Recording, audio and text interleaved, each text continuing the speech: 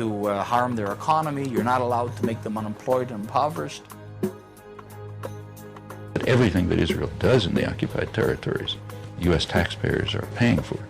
The U.S. gives the financing, it gives the military support. Israel receives as much foreign economic assistance as all the countries combined in the world.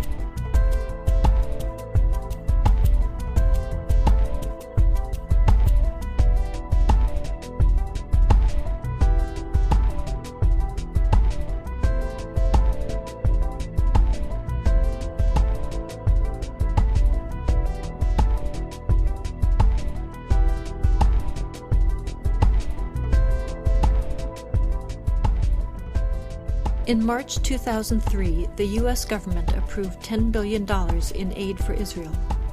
At the same time, it withheld a $3.5 billion grant to upgrade the training of first responders, those who would be first to respond to a terrorist attack.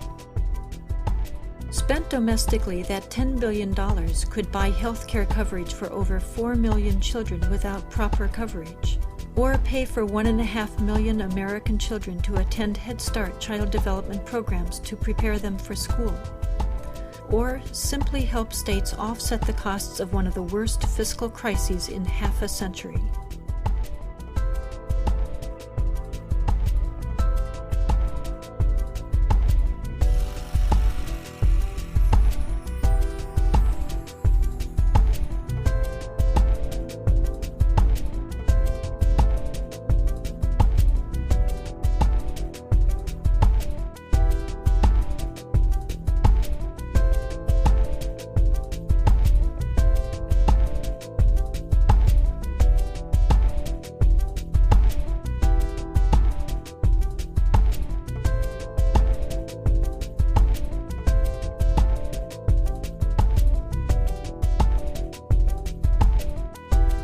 One of the reasons that the American commitment to Israel is so strong, that it's not only reflecting the impact of well-organized pro-Israeli lobbies, but it also represents the views of the Pentagon that sees Israel now as an indispensable strategic ally in the effort to control and exert influence throughout the region.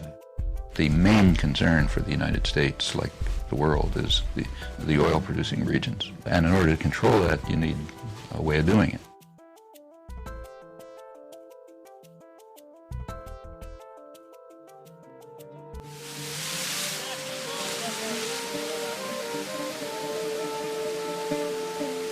Desperate for a peace that would finally end occupation, Palestinians again came to the negotiating table in 2000. People think, look, Israel was very forthcoming. It offered 95% of the West Bank, of the occupied territories to the Palestinians, and they rejected it in violence.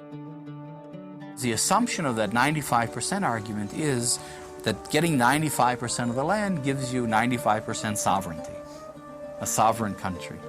But I think it's very useful to think in terms of a prison. If you look at a blueprint of a prison, it looks like the prisoners own the place. And the prisoners have 95% of the area. They've got the living areas, they have the exercise yard, they have the cafeteria, they've got the work areas. All the prison authorities have is 5%, is the control.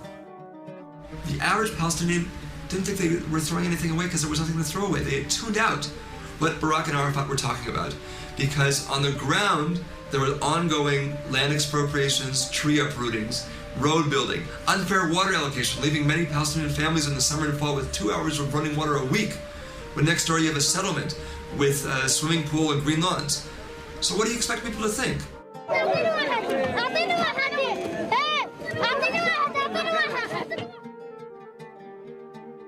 And it was that pressure, that sense of being squeezed, that finally exploded in September of 2000 in what became the Second Intifada.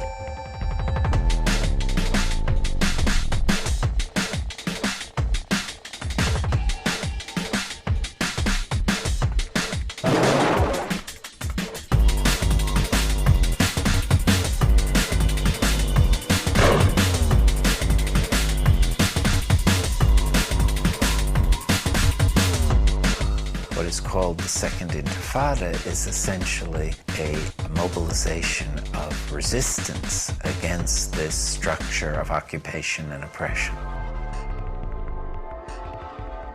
Israel, from the very beginning of these demonstrations, had indeed relied on excessive force. They had used live ammunition against unarmed demonstrators, had inflicted several deaths and hundreds of casualties in the opening days of the Intifada.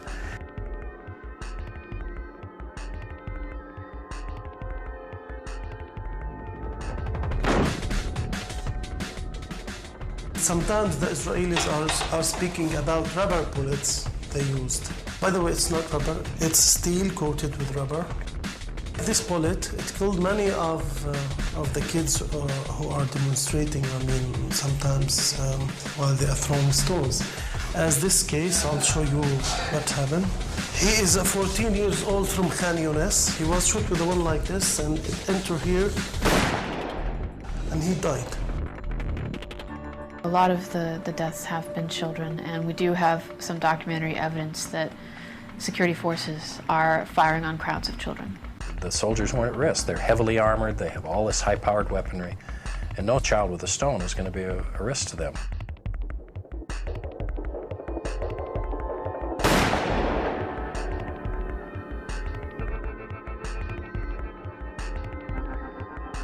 Most of the Palestinian abuses involve shooting at settlements, ambushes on settler cars, and obviously the suicide bombings inside Israel.